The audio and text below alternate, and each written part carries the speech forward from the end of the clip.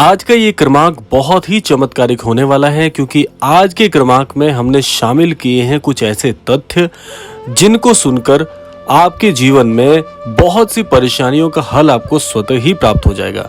क्योंकि महाराज की कृपा स्वरूप ये सारे तथ्य आपके लिए बहुत महत्वपूर्ण होने वाले हैं, तो इसीलिए क्रमांक को पूरा अवश्य देखिएगा। तो आइए प्रारंभ करते हैं आज के इस दिव्य अध्याय को।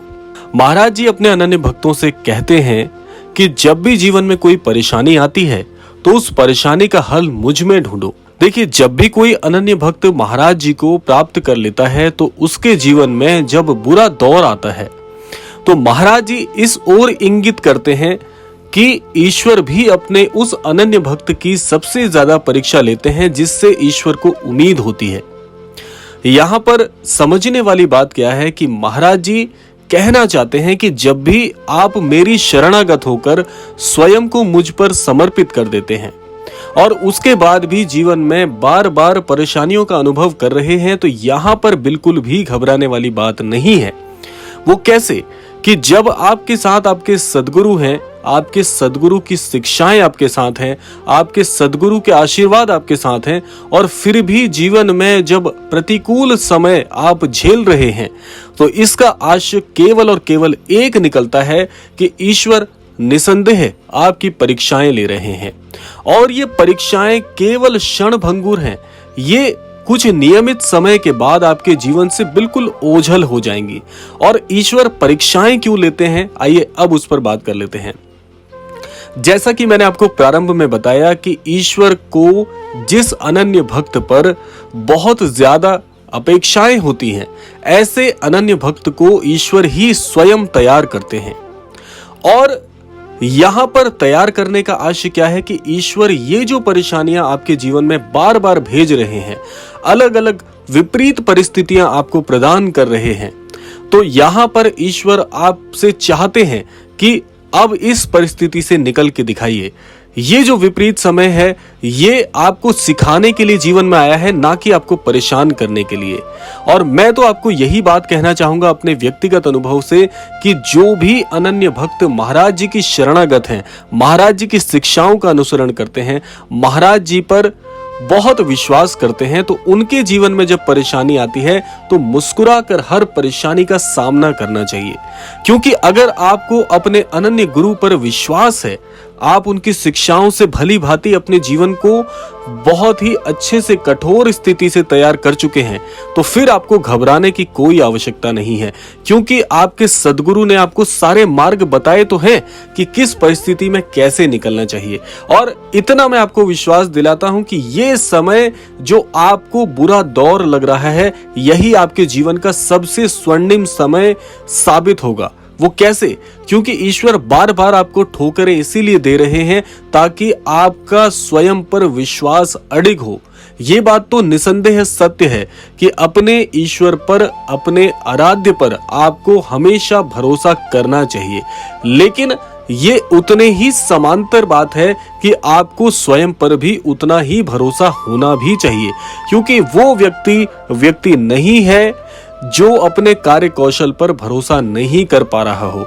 यदि आप पारंगत हैं, यदि आपके अंदर वो कार्य कुशलता है जो आपने अपने सद्गुरु से प्राप्त की है, उसके बावजूद भी यदि विपरीत परिस्थितियों में स्वयं पर आपका विश्वास अडिग नहीं हो पा रहा है, स्वयं पर प्रश्न चिन्ह उत्पन्न हो रहे हैं, तो ये मान लीजिएगा कि अभी आप उस तरीके से स्वयं को तैयार नहीं कर पाए हैं जितना आप स्वयं को तैयार समझते हैं। इसीलिए ईश्वर बार बार आपको ठोकर देकर गिरा रहे हैं ताकि आप हर प्रयास में सफल हो, हर बार गिरने पर स्वयं उठें और ये साबित कर दें कि आप तब तक हार नहीं मानेंगे जब तक आपकी जीत नहीं होगी। और मैं आपको ये व्यक्तिगत रूप से विश्वास दिलाता हूं कि अगर बार बार आपकी परीक्षा हो रही है, सब कुछ आप अच्छे तरीके से करते हैं, जीवन में नियम बनाकर चल रहे हैं, आध्यात्मिक प्रवृत्ति के व्यक्ति हैं, हर बात में सही और गलत की पहचान करनी आपको आती है, लेकिन फिर भी बार बार आपकी अगर हार हो रही है तो यहाँ पर यह समझने की आवश्यकता है कि ईश्वर आपको विभिन्न प्रतिकूल परिस्थितियां इसीलिए दे रहे हैं ताकि आप हर पग पर ये जान पाएं कि सही निर्णय कैसे लेना है, कौन सा मार्ग आपके लिए उपयुक्त होगा। और बार बार यदि आपकी परीक्षाएं हो रही हैं तो बार बार आपका नया स्वरूप निखर कर आ रहा है, ना कि ईश्वर की ऐसी मंशा है कि आपके जीवन में कष्ट ही कष्ट आपको प्रदान करें। क्योंकि आज जो ये कष्ट आपको लग रहे हैं, आज जो विपरीत स्थितियां आपको लग रही हैं, ये कुछ ही समय के लिए आपके जीवन में है। क्योंकि इसके बाद जब आपका एक नया स्वरूप इस समाज में उभर कर आएगा, तब आप वो नहीं रह जाएंगे जो आप पहले थे। तब आप इस समाज को शिक्षित करने के लिए तत्पर होंगे, तब ये समाज आपसे सीखेगा, तब लोग आपको जानेंगे और आपकी बातों पर विश्वास करेंगे कि नहीं, ये मनुष्य सबसे उपयुक्त है जो जीवन के सही मायने को समझता है। तो ये सब कुछ प्राप्त करने के लिए आज ये जो थोड़ा सा क्षणिक भर का कष्ट आपके जीवन में आपको दिख रहा है, तो इससे बिल्कुल भी व्याकुल मत हो जाइए। क्योंकि ज्यादातर लोग इसी परीक्षा में गलती कर बैठते हैं कि इन परीक्षाओं को मनुष्य अपना प्रारब्ध समझने लग जाता है, अपना भाग्य समझने लग जाता है, जबकि भाग्य तो स्वयं आपके हाथों में है।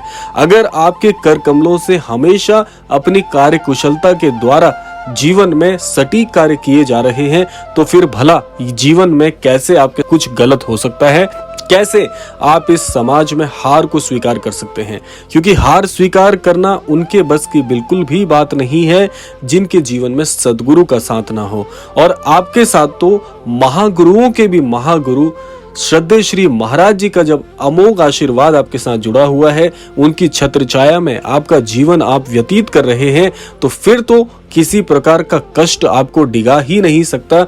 और ये बुद्धि भी, ये सन्मति भी महाराज जी आपको प्रदान करते हैं। क्योंकि एक सद्गुरु का कार्य यही होता है कि अपने अनन्य भक्त की हर प्रकार से परीक्षा लेकर उसे एक पारंगत जीवन प्रदान करना और इस समाज के लिए नए शिक्षक को तैयार करना। और जिस दिन आप एक अनन्य भक्त के साथ साथ एक बहुत ही विशिष्ट शिक्षक बन के जीवन में शामिल होंगे, तब आप पाएंगे कि जीवन के सही मायने तो आपके वाक्य, आपके विचार, आपकी वाणी और आपकी उपस्थिति ही सब कुछ तैयार करके देगी और अन्यत्रों को भी शीतल करेगी। तो इसलिए इस जीवन को व्यर्थ मत जाने दीजिए। क्योंकि जीवन को सही मार्ग पर लाने के लिए ज्ञान की आवश्यकता है, और ज्ञान को प्राप्त करने के लिए एक सच्चे सद्गुरु की आवश्यकता है, और एक सच्चे सद्गुरु से जुड़ने के लिए अनन्य भक्ति की आवश्यकता है। और साथ साथ में उस अनन्य भक्ति के लिए सबसे अद्भुत है, जो सबसे महत्वपूर्ण है, वह समर्पण है, जो कि आपको प्राप्त करना है। तो ये था आज का अद्भुत क्रमांक। आशा करते हैं क्रमांक आप सभी को अवश्य ही पसंद आया होगा। इसी कामना के साथ विदा लेने का समय भी आ गया है। विदा लेने से पूर्व समय है प्रार्थना का। यही प्रार्थना मैं करना चाहूंगा कि श्री महाराज जी सभी को सन्मति और सद्बुद्धि की प्राप्ति कराएं। इस संपूर्ण सृष्टि का, इस संपूर्ण लोक का कल्याण हो। इसी कामना के साथ विदा लेते हैं। मिलते हैं अगले क्रमांक में। तब तक के लिए जय श्री राम, जय गुरुदेव, जय उत्तराखंड।